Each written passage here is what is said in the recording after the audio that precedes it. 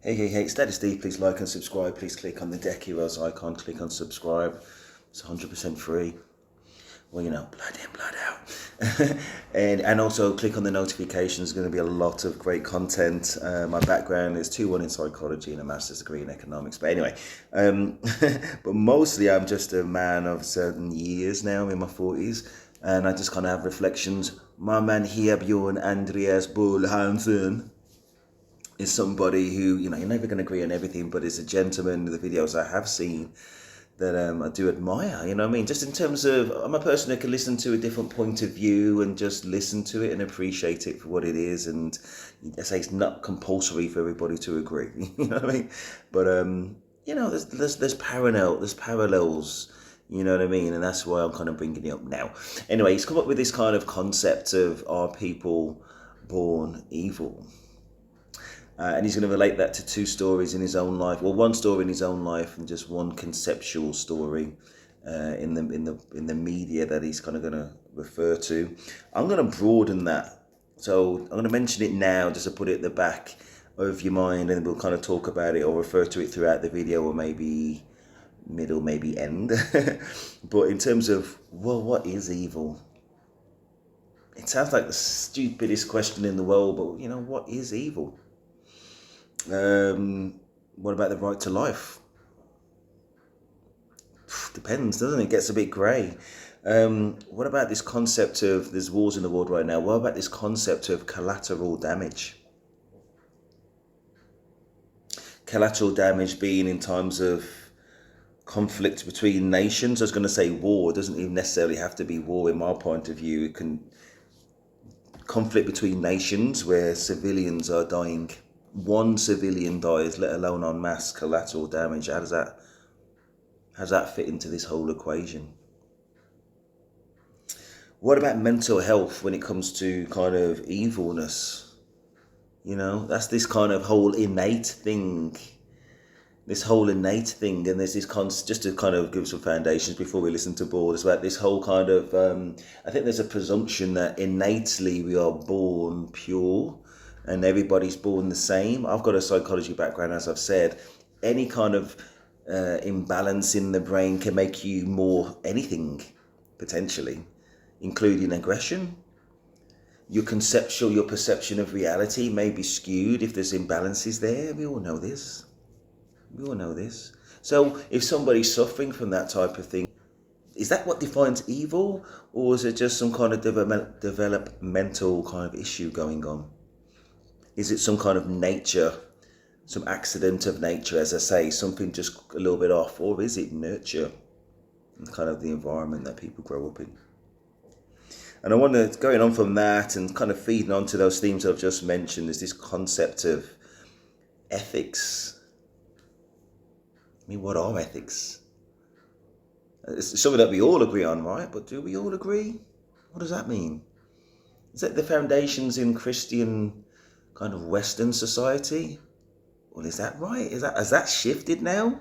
Or is it more about kind of what camp you're in right now, more so than, you know, I mean, those grey lines get bent for whoever you want as the party leader, or, you know, whatever camp supports your ethos, you know what I mean? This kind of football team kind of mentality type thing. Let's see what my man Bjorn Andreas Bull Hansen, I might say Bull, because I'm silly. Anyway, let's go. When I was a young man, I was hit by a car, and I had my neck broken. And the pain, it changes you. Days, weeks, months, years, that pain, it was always there, and it became part of me. And I have often thought that out of pain, sometimes out of pain comes evil. There are people who have mental pain, and that pain is always present, and this can come from trauma in the childhood or something like that, and it was always there, and it became part of me.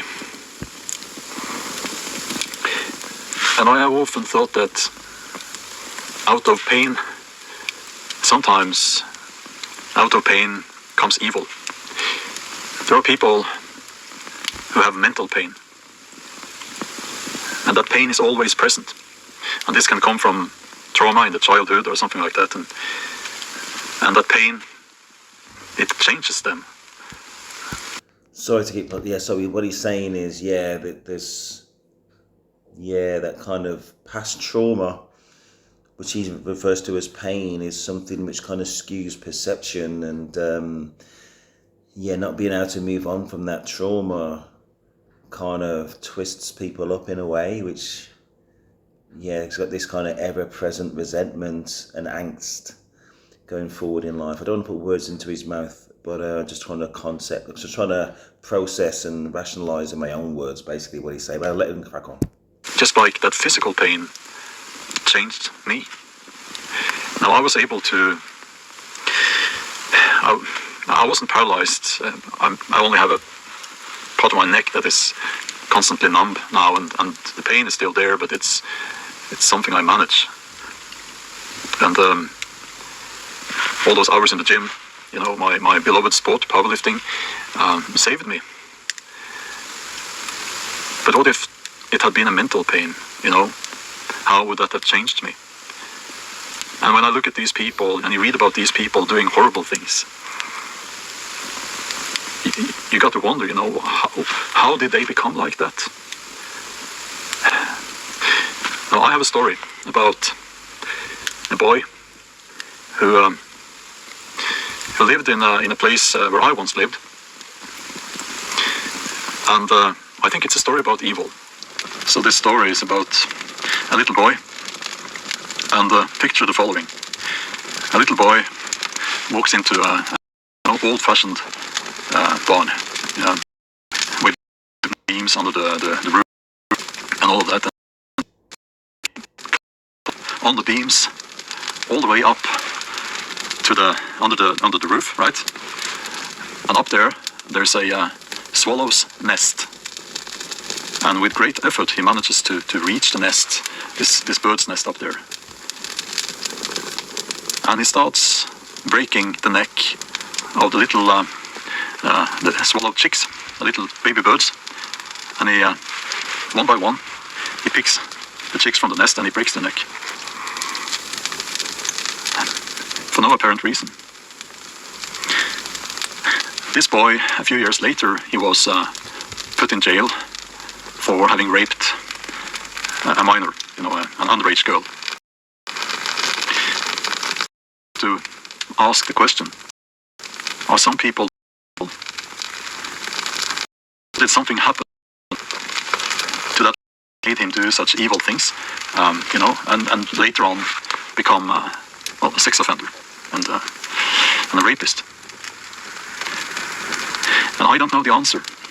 I think it's a philosophical and maybe even religious question. Are some people born evil? It's an uncomfortable question, because we are tempted to say that, you know, when people do horrible things, you know, we are tempted to think that the person who did that is evil, was born evil. And I don't know. I know that the person who hit me with that car, he was not evil.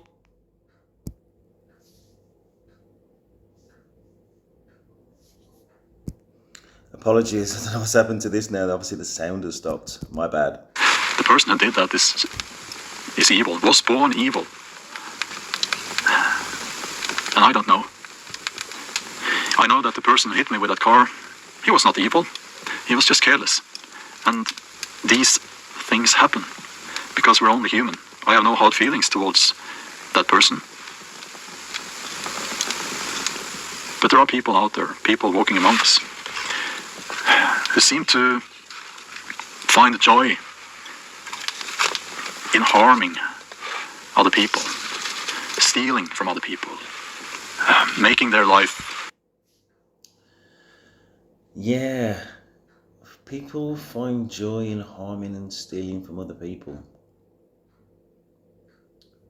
Honestly don't know who he means, I'm going to be honest with you. I mean, listen, if you can think of an example that he's probably talking about, I mean, based on facts, people, is he talking about like the minutiae, the kind of things that make headlines, which is one person within the whole of your country or within the whole of Western, you know what I mean, that one particularly bad person in the West. So I'm not saying there aren't people who do harm to others, but I can't think of any examples of people who find joy in it. I mean, like there's films and that, but I'm just trying to enjoy everything. Because I'm thinking about the profile of a serial killer. And they usually got that lack of, that blankness. There's what do they call it now? It's like a dull, there's something missing in their kind of humanity that comes across. Obviously there's going to be that lack of empathy, and I think he mentioned about, since I'm talking about serial killers, but also in the context of people who take joy from it. I don't know. But yeah, continue with that. He did mention about the little boy who killed the bird to girl, and then just went on to just, I can't remember what he said now, but you know, just on that negative potential brackets evil kind of type of life. And I'm not an expert on serial killers at all, but yeah, they are known. They seem to fit that profile of abusing animals and say that lack of empathy. And where does that come from? And I'm thinking about that Jeffrey Dahmer kind of TV series. He fit the same molds, didn't he? I couldn't finish the whole thing. It was too, they produced it too good. It felt too real. And I thought, why am I trying to see through the eyes of this actual person who's killing people? I wasn't comfortable with that. I couldn't finish it. But anyway, yeah, he fit that same pattern. There was just something missing.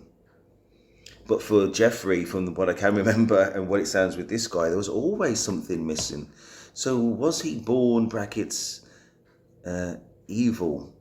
So there's a societal norm which we all respect in terms of at a minimum not harming others, and there's some people who are just more prone potentially to do that, and they just they detach themselves from that social contract that you will not harm others. And part of that social contract is the laws that we live by, in which if you do, then the police will kind of enforce that social norm. But they just, as I say, they've got to deliberately go out their way to do it. You know what I mean? So even if you have that kind of detachment that you don't see people in the same way, to act on it and want to do it is an element of deliberateness about it. You know what I mean? Where does that come from? Does that, say, if you got that innate thing about you, is that evil? And of course, if I'm talking about this pattern of lack of empathy and that dullness and something missing, that kind of leans towards mental health issues. And and if that is a societal issue, maybe that person just lacks the support that they need. I know that's not that's going to alarm a lot of people, but realistically though, if they can be identified and supported, and just kept an eye on, maybe there'd be less of these things. But nobody's got the money for that type of program, or they're just not willing to finance it, or they just close their eyes, cross their fingers, and just hopefully nothing happens. Must be, right? Because it's not like we're not aware. It's not like these studies are not out there. But yeah, as I say, as a taxpayer, do you want to increase your tax for however many people out there who may well fit into these high risk brackets, and just make sure that they've got somebody employed to keep an eye on them a lot of the time? And I'm not talking about prison. If they haven't committed an actual act, they're not guilty of anything. It's about supporting them and keeping an eye on them to make sure that nothing happens. And it rarely does. So this funding that you're going to put in, you may not actually see any results from it. And that would mean they're doing a great job.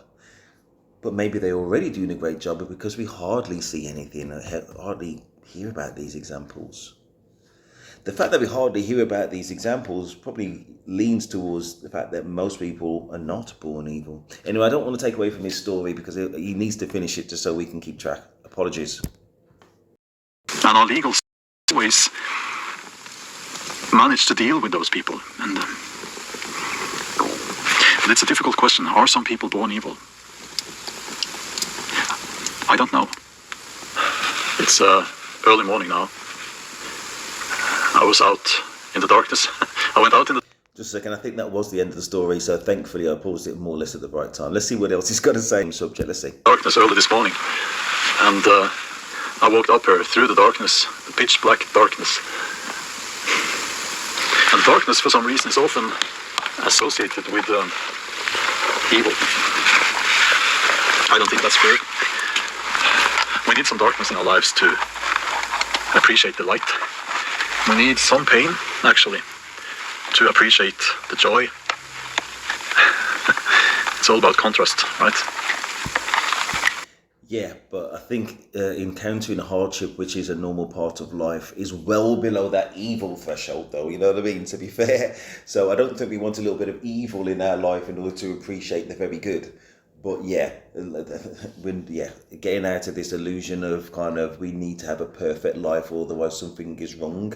Life is never going to be perfect. I think we are blessed in the West to have relatively comfortable lives, you know what I mean? Especially in England, we've got a welfare state and the NHS, and we live very comfortably. And sometimes it's one of those kind of first world problems when you can't get your latte without a little bit of a wait. Disgusting. But yeah, I don't think we want a bit of evil in our lives, but I see where he's coming from conceptually. Very good. I would like to hear what you guys are thinking about this.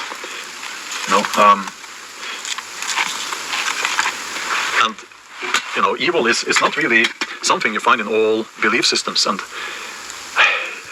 I haven't been able to trace the origin of the concept of evil here in my part of the world. It might have been introduced with Christianity. Again, that's a big topic with, also in Christianity they talk about sin and so on, which is different, I guess, but into that religious or theological discussion, although it is interesting. I will a little bit. I was having a conversation with my partner about the right to choose, abortion rights, basically. And it's a hot topic in America right now with, you got Kamala basically being pro-rights, pro-choice, and you got the other side, who have left it to the states, and essentially that's talking about like kind of restricting choices. And that's exactly what's happened, right? So it's that whole kind of, in terms of what's evil, depends on just kind of, I'm not going to say one side or another, right? But just kind of fleshing it out. If that is a life, and this is just a genuine broader discussion, if there is a life from conception, then what is evil if the state promotes the termination of that life? And if you go even deeper, if that is about potential life, then really it's the Catholic kind of point of view, really, in that any kind of, or is it the kind of the Catholic point of view, and I'm not Catholic by the way, about any kind of using protection of any sort as kind of remove that potential of what would have been a life? Or is it even going deeper, having any kind of, intimacy between people and pulling out, or sort of like, if you want to go to the extreme, kind of the end of a potential of life? Or is it literally on birth where it becomes more literal murder? And my partner was saying, well, if somebody attacks you and you're pregnant and you both die, then that's a double homicide apparently. So these real kind of blurry lines. But if, blurry lines of what is and isn't murder, and what is an actual baby and what is actual life, and I'm not taking a side on it, but it's like, well, evil is along a massive scale in relation to that, depending on what side of the fence you're on. What I'm trying to say is a wide scale of what could be not evil at all, or potentially evil at all different grades of that. It's interesting to think about. So I know I need to speed this up. What about knife crime? I think this is probably an easier one, but what makes usually a young person think, even in self-defense, the concept of going out there with a weapon which may well take another person's life or leave them with life changing injuries or any kind of injury as a concept, surely that is on that evil scale at some point, right? Or does it depend on the circumstances where you live? Or are you part of those circumstances where you live if you are likely to go out there with a knife? And then it's about, I don't want to feed the narrative that it's okay, or not at all. So I was going to say, well, I guess it depends on where you, with an honest heart about where you do live, because in America you can have guns. You can walk around with guns in your day to day, and that's not considered evil at some point. And all that somebody needs to do is challenge you above a certain threshold, bang, and you are still walking the streets the next day. That person stays dead.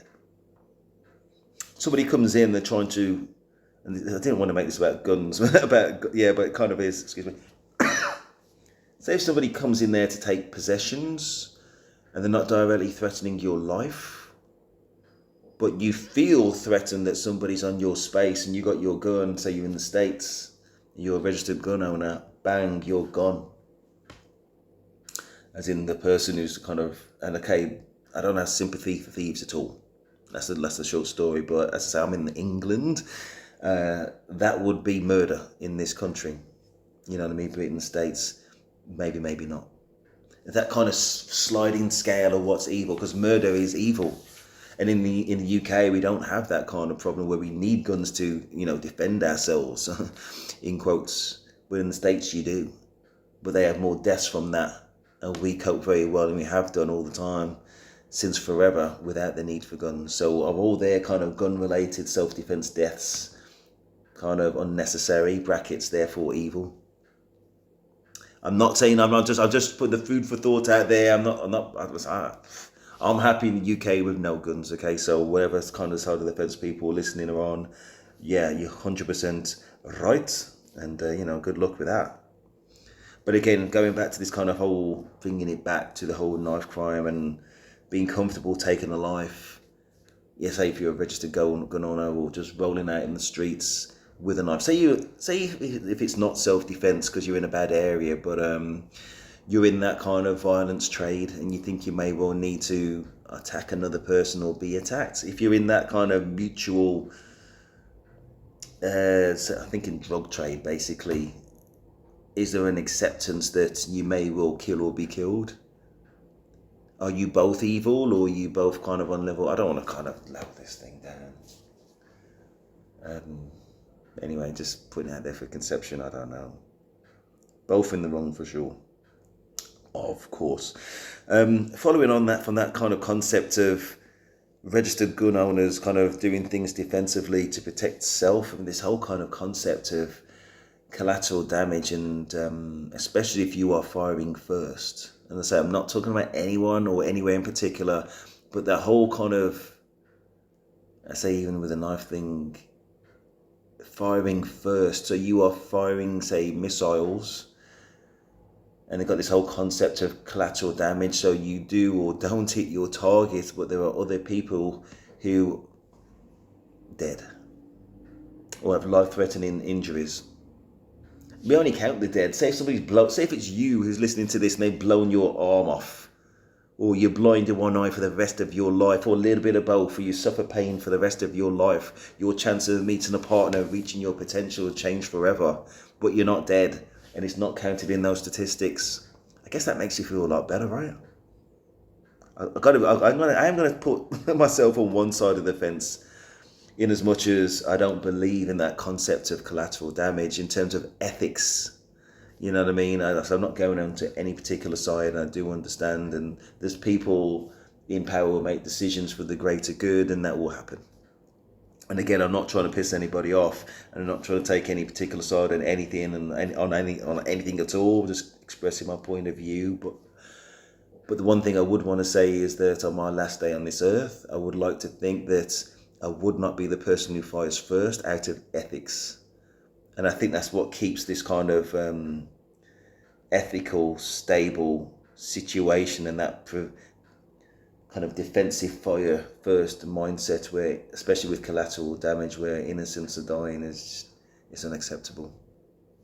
And hopefully that's not a logical leap too far.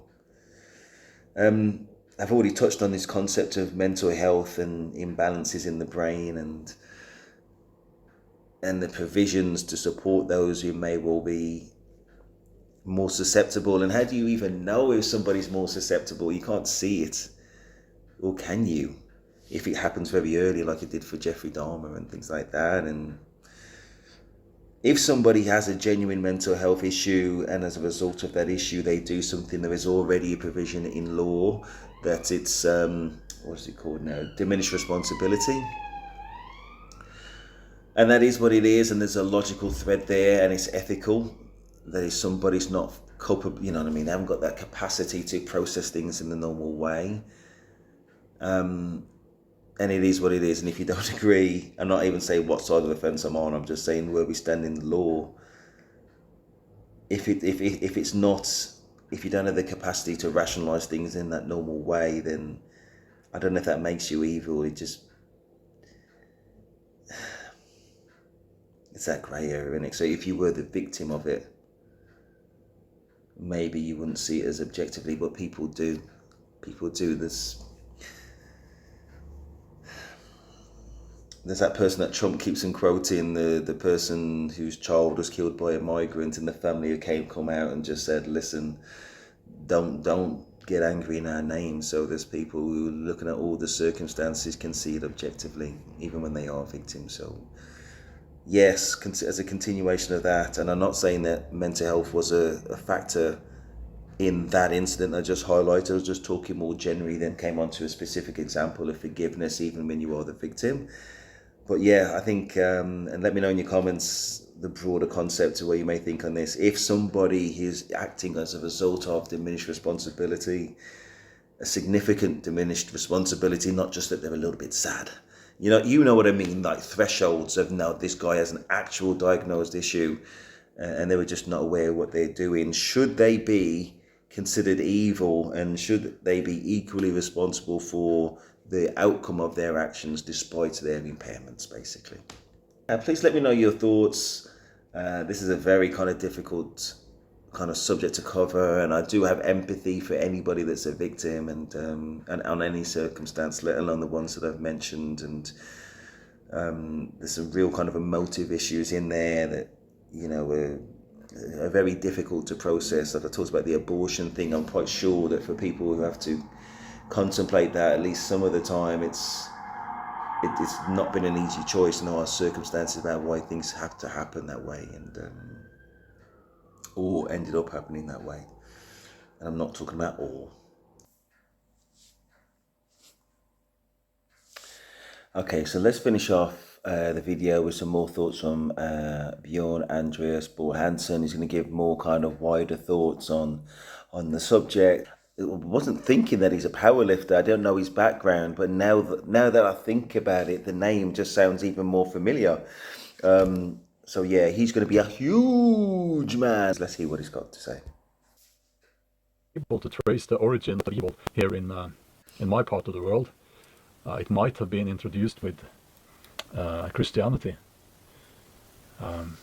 Again, that's a big topic with, also in Christianity they talk about sin and so on, which is different, I guess. But I don't want to get into that religious or theological discussion, although it is interesting. I just wanted to share my thoughts on this question. Are some people born evil? And if some people are born evil, how do we deal with that? I don't know the answer. I don't know the answer. I believe in kindness. I believe in treating people in a just and fair way. I believe in not taking advantage of other people. And I think these are universal values. Respecting other people. Not by default, but hold on. Let's see if I can. It's the Scandinavian way, I guess. I've been up here so many times now, so I have to bring some firewood. You know, let's see if we can. I really should build, you know, a proper bushcraft style pot hanger. Maybe I'll do that next time. And So yeah, as I said, a very kind of the warmth just comes across, and occasionally I'm in London, you know what I mean. So I keep forgetting every so what even me, who's a fan of Mr. Bull Hansen's videos. He's a man who very much likes to be part of nature, it would seem, and that kind of embraces that kind of isolation. You know what I mean? And I say for him to be a powerlifter, and if he is as well known as what I think, he would have options if he wanted to live in any city, I'm sure, or I feel, or I think, and he chooses not to. And that is an interesting concept. But I think there's something in common with all men, where on some part of our brain we do understand that. You know what I mean? So, anyway. yes, if you're interested in that sort of thing, you know, I have a bushcraft and outdoors channel, Bjorn Outdoors. I'll probably make a video and put it there, you know. But yeah, sometimes I think that this modern society that we live in promotes, if not evil behavior, then behavior void of empathy. It's so easy for people now to just sit there behind their, you know, sit there with their smartphone, you know, and be abusive to other people. They're anonymous. Let's say that one more time. I think he was saying that the society promotes kind of a. I don't want to put words into his mouth. Let's say it one more time. Behavior void of empathy. Sometimes I think that this modern society that we live in promotes, if not evil behavior, then behavior void of empathy. It's so easy for people now to just sit there behind their, you know, sit there with their smartphone, you know, and be abusive to other people. The modern society promotes potentially evil behavior.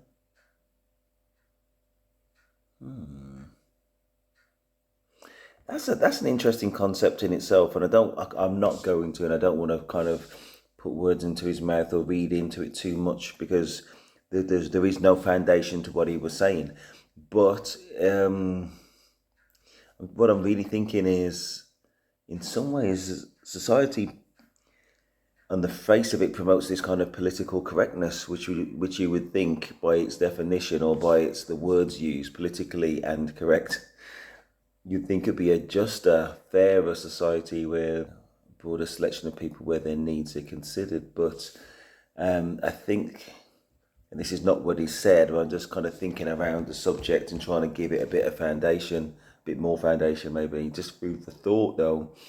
I think there is something in the delivery of political correctness which is in itself quite restrictive, in a way where people are feeling kind of directed and controlled, and they're getting moved to kind of uncomfortable places, you know what I mean? And I guess with progress can be uncomfortable, but some things just are, as defined, you know, uncomfortable because it is.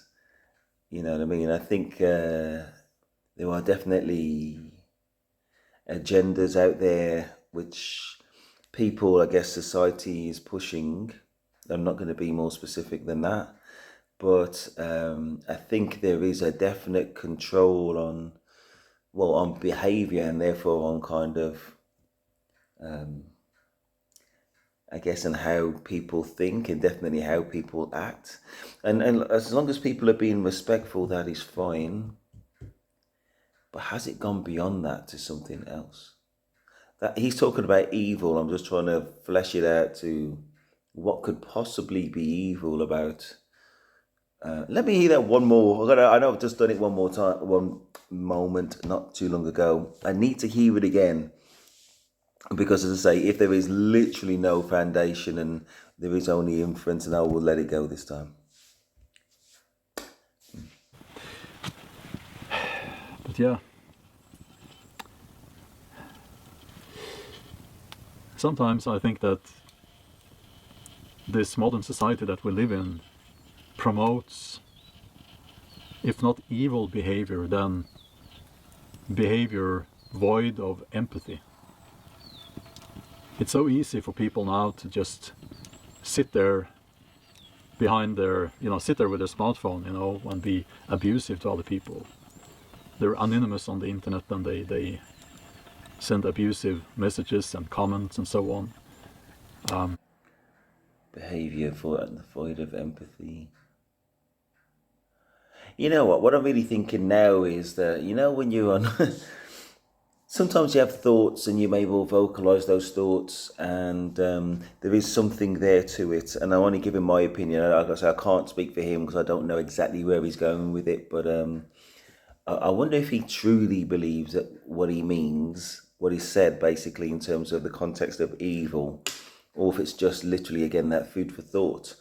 I can't put my finger on anything in particular in general society which could be considered as promoting evil, especially the culture of anonymously kind of giving feedback on things. I just think that we are in a zone now where if we put ourselves out there, people will give their opinions, and those opinions may not correlate with what we were expecting. And I say it may be different, and it may well be challenging in that it's different to our own kind of point of view.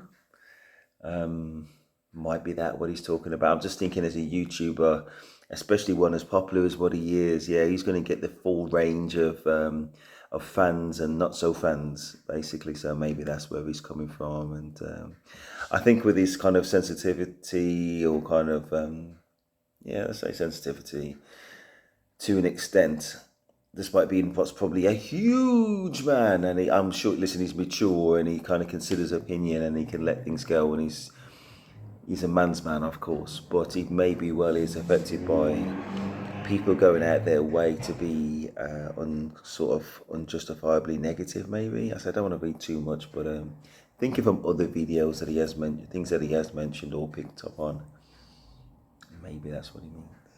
Maybe not. Let's go forward. And in my culture, we have a word for that, actually. We have a word for people like that. Needing. That's what we call it. So, yeah. I'm going to have my cup of coffee now and sit there for a while. I like it up here. I like the peace and the quiet. I think we do all benefit, or could all benefit, from that kind of little bit of reflective thought every so often. I wouldn't be surprised if a lot of, and I don't want to speak for him, but I'll get the impression that a lot of his thoughts and kind of perspective on life and kind of like objective vision maybe will come from the solitude and a little bit of peace and, say, reflective thoughts, just to consider things. There used to be a time where there was a philosophy about thinking before you talk, and there's really not as much evidence of that these days. Yeah, that's why I'm trying to do these videos and trying to have these influences and putting that out into the world and trying to bring some positivity and, as I say, and just mostly food for thought. And when I've had my cup of coffee, I'll continue my hike. And on that note, as they say, I wish you a wonderful day, or evening, or night, whatever it is when you're watching this. As always, stay strong, and I'll see you soon. Okay, bye. All is good, all is good. I feel like it's a cooperative video when I do this kind of thing. I think, as I say, he's a man of a certain perspective and a given age and direction, and I'm my own man, and to say you are your own, you know, have your own viewpoints as viewers, and to say I'm very interested to hear where you go, you know, in a positive, constructive kind of way, whether you agree or disagree. And who knows, that may well be the foundation of a future video. Who knows? Who knows? But anyway, all is good. It's all love and it's all positivity. And I say, just coming from the right place, I hope. And that's it. Please like, subscribe. Don't forget to turn on notifications. That is Stephen. I am out.